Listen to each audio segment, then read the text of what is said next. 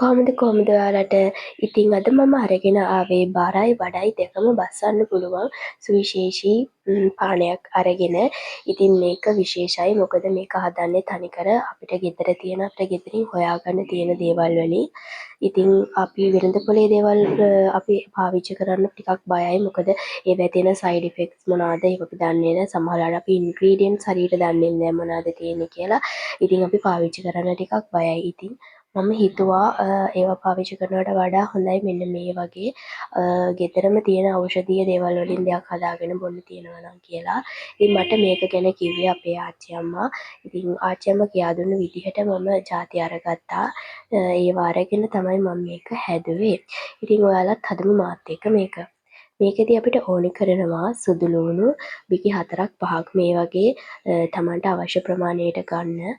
ඉතින් මම මේ වෙලාවේ මෙන්න මේ වගේ ප්‍රමාණයක් අරන් තියෙනවා. ඒ වගේම කරපිංචා මෙන්න මේ වගේ ඉතී 2-3ක් ගත්තා. ගොරකා ඊළඟට කුරුඳු කුඩු ගත්තා. ඔයාලා කුරුඳු පොතු නම් තියෙන්නේ ඔය කුඩු කරලා හරි මේක අඹරලා ගන්න නිසා ප්‍රශ්නයක් වෙන්නේ නැහැ. ගම්මිරිස් කුඩු ඊට පස්සේ දුරු ගත්තා. කොත්තමල්ලි සහ උළුහාල් ගත්තා මම මෙතනදී. ඔයාලා අනිවාර්යෙන්ම ගන්න පුළුවන් නම් හොඳයි. ඉඟුරු කෑල්ලකුත් මෙතනදී එකතු කරගන්න. මම මේකෙදි එකතු කරගත්තේ නැහැ මොකද මට ગેස්ට්‍රයිටිස් තියෙන නිසා. හරි මෙන්න මේ ටික තමයි අපිට ඕනි කරන්නේ අපේ මේ පානයට අවශ්‍ය කරන මේ පේස්ට් එක හදාගන්න. ඉතින් මේ ඔක්කොම එකට අරගෙන හොඳට අඹර ගන්න. ඒ කියන්නේ ගලේ අඹරනවා නම් එහෙම හරිය නැත්නම් වංගෙඩියක දාලා හරි මේක හොඳට ගුලියක් වෙන විදිහට මෙන්න මේ විදිහට හදාගන්න. ඊට පස්සේ ඒ ගුලියෙන් මෙන්න මේ විදිහට කඩල ඇටක ප්‍රමාණ සයිස් එකට මෙන්න වගේ චූටි ගුලි හදාගන්න ඕනි. ඉතින් ඇත්තටම මේක හදන්න පැය භාගයක්වත් යන්නේ නැහැ. හරිම ලේසියෙන් අපිට හදාගන්න පුළුවන්.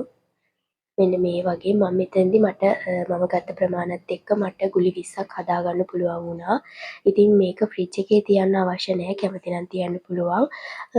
ඒක නැතත් මේක කිසිම ප්‍රශ්නයක් වෙන්නේ නැතුව සති දෙකකට වඩා වැඩි කාලයක් තියාගන්න පුළුවන්. අනිවාර්යයෙන්ම සති දෙකක් නම් තියාගන්නම පුළුවන්. ප්‍රශ්නයක් වෙන්නෙම නැහැ. ඉතින් මම මෙන්න මේ වගේ බෝතලයකට මේ ටික දාගත්තා. මේක පාවිච්චි කරන විදිය මම දැන් ඔයාලට කියන්නම්. ඉතින් මේක පාවිච්චි කරන්න ඕනි ඔය කලින් දවසේ රෑ මේ ගුලියක් අරගෙන පිරිසිදු වතුර වීදුරුවකට දාලා ඒකට පැහෙන උණු වතුර දාන්න ඕනි. දාලා වහලා තියන්න. පහුවදා පාන්දර හිස් බඩ තමයි මේක බොන්න ඕනි.